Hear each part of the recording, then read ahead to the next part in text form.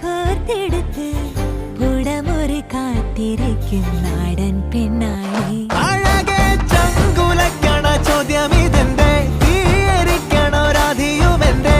നമ്മൾ രണ്ടും രണ്ടായെന്നാൽ ലോകം തീരില്ലേ. ചിയോദിക്കാവിലെത്തി വിളക്കു കൊളുത്തി നാടറിഞ്ഞൊരു താലിയും കെട്ടി കയ്യിൽ കൈയും കോർത്തും കൊണ്ടേ കൂടെ കൂട്ടും ഞാൻ.